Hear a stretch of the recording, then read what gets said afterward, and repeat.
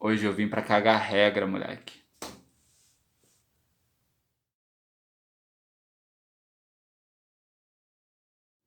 Então, antes de começar o vídeo, aquele jabá básico. Não sei se estão ligados, mas a gente tem o nosso Apoia-se, e se você é simpatizante do nosso canal e simpatizante da nossa causa, enquanto propagadores de informação lúcida sobre magia, e algumas coisas não tão lúcidas, mas bem maneiras, então fecha com a gente nessa parada e vem pro nosso Apoia-se. Lá você pode colaborar com o valor que você bem entender. Dá uma olhadinha lá e conhece tudo aquilo que está por debaixo do nosso guarda-chuva, beleza?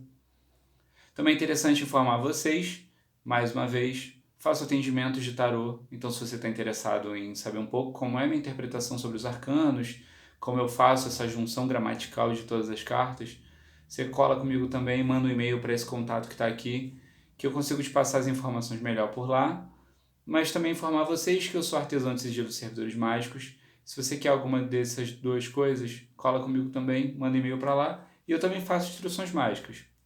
Então, tendo interesse em algum desses serviços, é só mandar mensagem pra gente que a gente responde sempre rapidinho. A resposta é bem imediata, assim.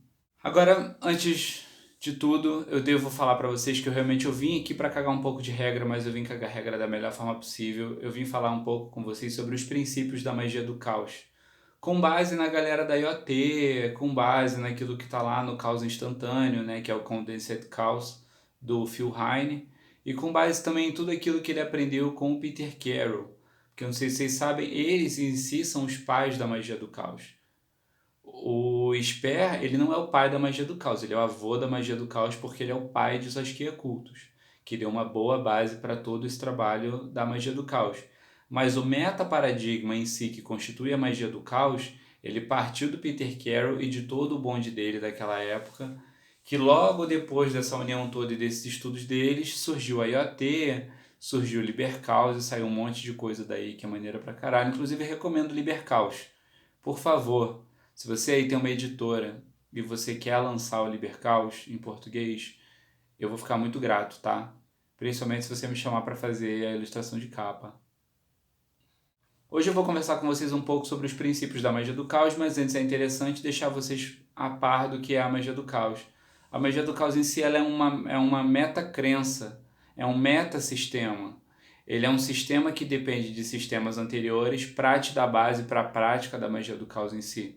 Porque a magia do caos em si ela é algo que adapta o seu olhar ao ponto de que quando você olha as ferramentas mágicas que você já tem conhecimento, você percebe que a utilização delas na psique ela se torna um pouco mais neutra, então você pode encaixar melhor as coisas, você pode adaptar melhor as coisas porque você compreende que aquilo que elas realmente representam é que realmente importa e não exatamente o formato que elas têm no presente momento em que ela foi construída dentro do dogma anterior à magia do caos.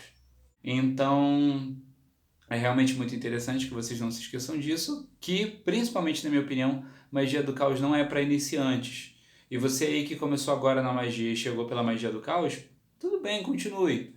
Mas estude paralelamente, né, à magia do caos outros sistemas para que você tenha um pouco mais de consistência no seu trabalho, para que você tenha um pouco mais de base teórica e prática dessa magia. Principalmente uma base filosófica, porque a magia do caos ela depende de uma base filosófica também. Ao contrário do que todo mundo pensa, a magista do caos não é tão maluco quanto ele aparenta. Ele só aparenta ser realmente maluco porque, na verdade, você está fechado demais dentro do seu próprio dogma. E como é um dogma, você não consegue questionar o ponto de entender o ponto de vista do outro, saca? Vamos lá, vamos falar um pouco sobre os princípios agora. A falta de dogmatismo é o primeiro que o Verheyen aborda no Caos Instantâneo.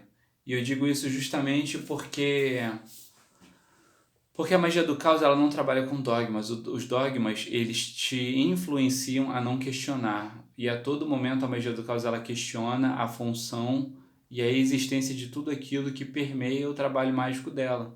Inclusive, você pode começar na magia do caos praticando algo com base cristã, em determinado momento você excluindo ao máximo toda a estrutura simbólica, até o ponto que você só trabalha com a essência. E aí você pode parar de utilizar velas, você pode parar de utilizar chaves, você pode parar de utilizar pele de gente, você pode parar de utilizar sangue, e partir para um outro tipo de paradigma, onde você acaba compreendendo talvez que a essência daquela energia que você trabalha pode se manifestar sem a manifestação física de materiais para invocação ou evocação daquela força, saca?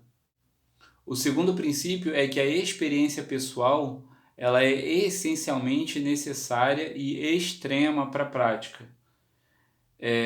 Porque, na verdade, a magia do caos ela compreende que existe a necessidade da interpretação do túnel de realidade. O túnel de realidade é como se fosse realmente um tubo onde em uma ponta está você e na outra ponta está aquilo que você enxerga. E o cano que liga vocês dois é a sua crença. Então, através do momento em que... É como se fosse, na verdade, um binóculo, talvez, que o binóculo é a crença, a forma como você vai enxergar aquilo expandido é a sua crença. Então, como a sua crença depende não só de tudo aquilo que você estudou para desenvolver esse sistema filosófico, mas também você depende do seu conceito e do seu contexto cultural e social e também de tudo aquilo que construiu quem é você, o seu indivíduo, você percebe que, na verdade, todas as pessoas que estão na igreja rezando para o mesmo Deus, ainda que façam a mesma reza, elas estão rezando de formas diferentes e para deuses diferentes. Porque o Yoré-Vorré, que está lá na igreja neopentecostal, ele não é o mesmo para cada um que está lá. Porque cada um, na verdade, tem uma experiência individual com aquela divindade, com aquele arquétipo, saca?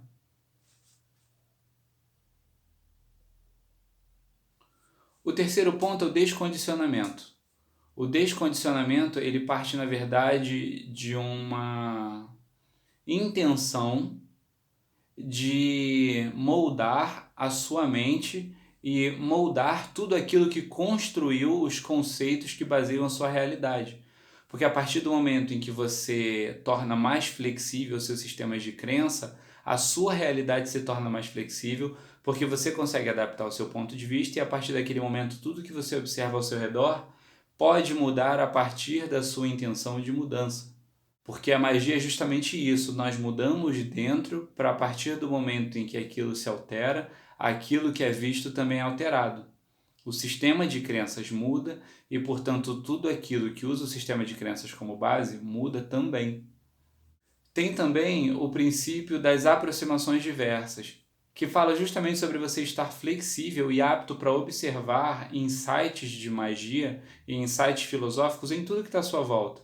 Televisão, religião, um futebol, um desenho animado, uma conversa entre amigos, uma conversa que você está ouvindo dentro do ônibus e que não era para você estar prestando atenção.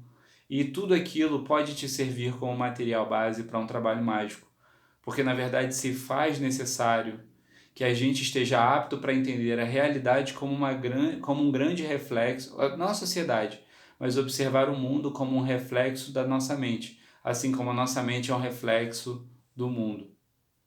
Porque a partir daí a gente consegue pescar mais do que tem dentro da gente fora. E a partir da nossa identificação com tudo aquilo que está fora, a gente desenvolve algo mais preparado para a nossa linha de pensamento, portanto mais apropriado para o mundo que circunda a gente, saca? E o quinto princípio é a gnosis. A gnose em si, ela é um estado alterado de consciência, e a partir do momento em que você percebe que não existe algo sagrado em si e algo inquestionável dentro da gnose, você consegue flexibilizar melhor a sua apropriação do método de gnose. E aí, quando você entende que você não precisa só ficar de joelho rezando para Deus para conseguir as coisas, você consegue, talvez, a partir de sexo ou a partir de métodos quimiognósticos, né, para alterar sua consciência, você consegue talvez encontrar um método que caiba melhor dentro da sua realidade, dentro do seu trabalho mágico para aquele momento. Porque eu já falei desde o começo do vídeo que tudo isso depende muito, muito, muito, muito de uma flexibilização de crenças para que você esteja apto a lidar com diversas maneiras de lidar com o seu corpo, que é a máquina que vai te levar a esse estado alterado de consciência.